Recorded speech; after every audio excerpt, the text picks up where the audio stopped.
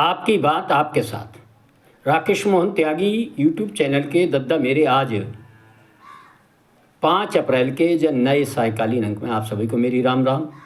साथ ही हमारी सनातन संस्कृतियों में सप्त ऋषि में महत्वपूर्ण स्थान रखने वाले पूज्य महर्षि कश्यप जी भगवान की जयंती की भी आप सभी को हार्दिक शुभकामनाएं, बधाइयाँ।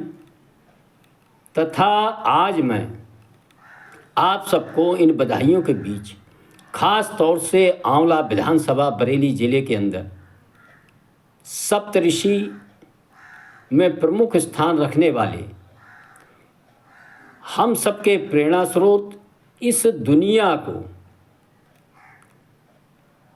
सच्चाई के रास्ते पर, नेकी के रास्ते पर, मानवता के रास्ते पर चलने का मार्गदर्शन देने वाले पूज्य महर्षि कश्यप जी भगवान की याद में ग्राम पैगा पुल के पास इस क्षेत्र के आदरणीय मंत्री जी ने जो एक उनके नाम से एक द्वार बनाने का जो सुंदर निर्णय लिया है, जिसका भी हाल ही में शिलान्यास हुआ था, इसकी भी मैं हार्दिक शुभकामनाएं, बधाइयाँ देना चाहता हूँ आप सभी, खास तौर से कश्यप समाज के, सनातन समाज के लोगों को, और साथ ही आदरणीय मंत्री जी को भी मैं उनके सुंदर कार्य के लिए बधाई देना चाहता हूँ। लेकिन साथ ही मित्रों, आज मेरी चर्चा करने का जो क्रम है, योगी सरकार के 9 साल बेमिसाल और संभल में हो रहा है कमाल, इस बारे में मैं आज आपसे बात करूंगा। और मेरा अनुरोध है, ये जो बात करने का क्रम है, इसको आप सब जरूर ध्यान से सुने। ये कई आयामों में ये बात आपको जौरे मैं आज जो बतबतो कहना हूँ, जहाँ मैं सबसे बड़ा जिस संभल के अंदर इन 9 सालों में जिनकी पुनर्प्रतिष्ठा हुई है, वह चाहे सनातन समाज के, सनातन के एक महत्वपूर्ण नगर जो वैदिक काल से जिस संभल की पहचान सत्यव्रत नगर के रूप में होती थी, किस प्रकार लगभग 1000 वर्षों से इस देश में विदेशी आक्रांताओं ने लोगों के ध्यान में मथुरा, अयोध्या, काशी, सोमनाथ के विध्वंस तो आते होंगे, लेकिन कहीं ना कहीं संभल जैसे प्राचीन सनातन नगर, एक धार्मिक नगरी, जिसका भविष्य में कलयुग में बहुत बड़ा स्थान, बहुत महत्व का स्थान होने वाला था, विदेशी लोगों ने उस नगर का किस प्रकार से स्वरूप बदला था। और आज भी देश की आज़ादी के बाद इस नगर में किस प्रकार सनातन समाज के लोगों के साथ, और ख़ास तौर से पूज्य बाबा साहब के संविधान की यहाँ चुन चुनकर धज्जियाँ उड़ाए जाने का काम किया था, विभिन्न दंगों के माध्यमों से व अन्य कार्यों से किस प्रकार इस संभल नगरी के प्राचीन कूपों, कुओं, मठ मंदिरों को ध्वस्त कर अपने घरों में शामिल कर कहीं कूड़े भर दिए गए थे, कहीं ज़मीनों में दबा दिए गए थे, और पूरी तरह से एक स्वरूप बदलने का काम किया था। इसमें एक महत्वपूर्ण काम कांग्रेस व समाजवादी पार्टी की सरकारों को रहा था। किस प्रकार उन्होंने वहाँ की तथाकथित जामा मस्जिद को सरकारी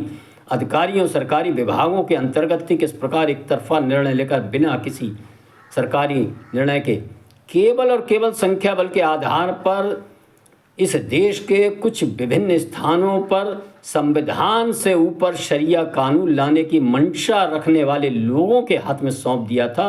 यह उदाहरण यदि आपको देखना है संभल में देखेंगे, 78-80 के भीषण दंगों के बाद किस प्रकार लोगों की संपत्ति और उन्हें अपने जीवन से हाथ धोना पड़ा था, और उनकी कहीं संवैधानिक रूप से कहीं उनकी मदद भी नहीं हो पाई थी, उनकी रिपोर्टें भी दर्ज नहीं हुई थी। मित्रों, वह किस प्रकार संभल छोड़ने को विवश हुए थे, ये सारी चीज़ें 9 वर्षों में उभर कर जो आई हैं, साल 2 साल में, ये हम सब ने देखा है। मित्रों, वर्तमान सरकार 9 साल प्रदेश के अंदर जो बेमिसाल काम कर रही थी, इसमें ये संभल नगरी के माध्यम से ये हम सब देखेंगे तो हमारी समझ में आएगा कि सरकार का कार्य कितना महत्वपूर्ण है। मित्रों, हम सबको ध्यान रखना चाहिए। हम कुछ घटनाएं देखते हैं, सोचते हैं और भूल जाते हैं, उनका ध्यान नहीं रखते। आप देखेंगे कि इस संभल नगरी में किस प्रकार बाबा साहब के संविधान को किस प्रकार पुनर्स्थापित करने का काम सरकार ने बड़ी तेज़ी से किया है।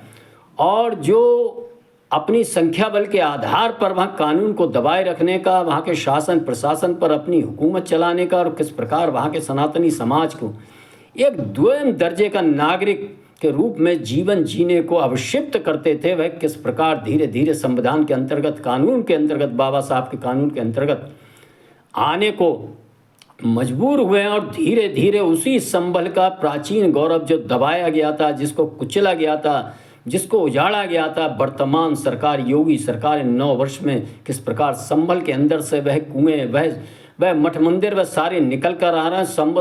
संभल अपने प्राचीन सत्यव्रत नगर की तरह अपने प्राचीन सनातनी गौरव को पा रहा। मित्रों, हम सब सुनते आए थे हमारी पीढ़ियों से, कलयुग में साहब अवतार होगा तो वह संभल नगरी में होगा, कल की भगवान का अवतार होगा। जब हम सब देखते थे संभल का वर्तमान स्वरूप, वहाँ के लोगों की विचारधारा, तो मन में बड़ा शंका उत्पन्न होती थी। लेकिन मित्रों, इन 9 वर्ष में सारी शंकाएं मिट गई हैं। आप सब देख रहे हैं धीरे धीरे किस प्रकार प्रकृति व भगवान ऊपर वाला जब कोई बड़ा काम करने के लिए अपने कोई प्रतिनिधि इस पृथ्वी पर उतारता है, तो जिस जगह उतारता, वहाँ का वातावरण, वहाँ की सारी चीज़ें धीरे धीरे सुधरती चली जाती हैं। आप सब देख रहे होंगे इन्हीं 2-3 वर्षों के अंदर संभल ने अपना स्वरूप, अपनी पहचान किस तेजी से अपने प्राचीन और अपने प्राचीन संस्कृति से जोड़ने का जो काम इस सरकार द्वारा प्राप्त करने का लक्ष्य लेकर आगे बढ़ने सरकार जो चल रही है, यह हम सबको देखकर वास्तव में आश्चर्य हो रहा होगा। और निश्चित ही हमारे मन को,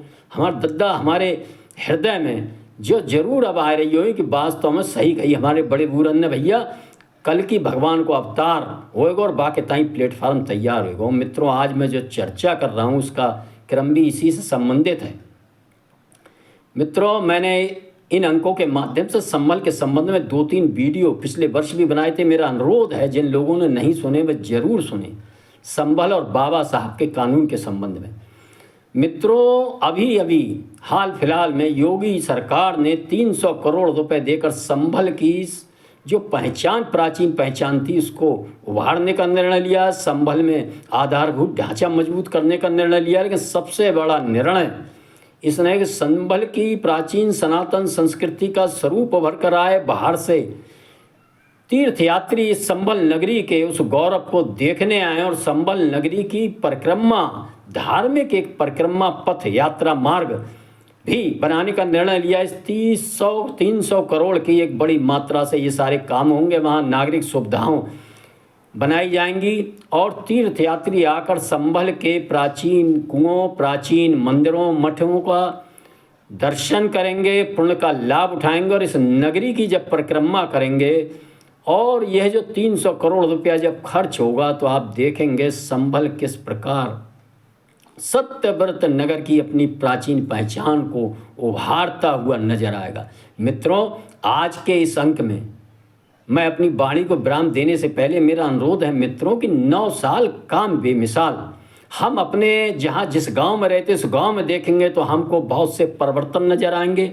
हम जिन संस्थाओं को देखेंगे जो कार्य होते थे उन संस्थाओं में परिवर्तन होता नजर आएंगे। मेरा ये नहीं है कि साहब सारी चीज़ें ठीक हो गई, लेकिन बहुत बड़ी मात्रा में चीज़ें ठीक हुई हैं। जो शेष ठीक होना रह गई हैं वह भी आने वाले समय में हम सुधरते हुए देखेंगे। हम आसपास के अपने कस्बे, नगर, शहरों को देखेंगे तो वह सब सनातन संस्कृति में जो उनका स्थान है उस स्थान के प्राचीन स्वरूप को किस प्रकार प्राप्त करती जा रही है। वह चाहे नाथ नगरी बरेली हो मित्रों, वह चाहे आंवला का गुलड़िया मंदिर हो, वह चाहे लीला और झील हो, वह चाहे जगन्नाथ मंदिर को सरकार द्वारा दी जाने वाली मदद हो, वह चाहे रामनगर में अन्य कार्यों ऐसे जैन तीर्थलंबियों के लिए दिए जाने वाला धन हो मित्रों, वह चाहे नैमिषारण्य हो के स्थान हो, वह चाहे अयोध्या हो, काशी हो, मथुरा हो, चित्रकूट हो, सब जगह हम देखते जाएंगे किस प्रकार धीरे धीरे यह उत्तर प्रदेश उत्तम प्रदेश बनने की ओर अग्रसर है। मित्रों, मेरा अनुरोध है इन सब परिवर्तनों को हम महसूस करें इन 9 वर्षों के और लोगों को बताएं।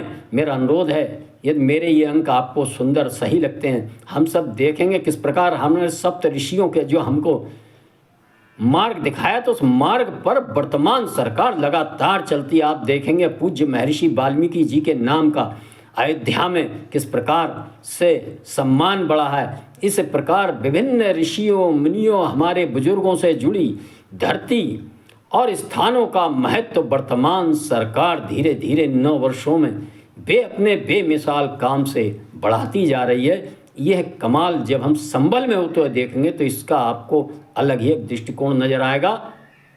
आप सबसे अनुरोध है, कृपया सुने, लाइक करें, शेयर करें। जिन्होंने चैनल सब्सक्राइब नहीं किया, मेरा अनुरोध है वह चैनल को भी सब्सक्राइब करेंगे। धन्यवाद। जय श्री राम, जय श्री वाल्मीकि भगवान, भारत माता की जय।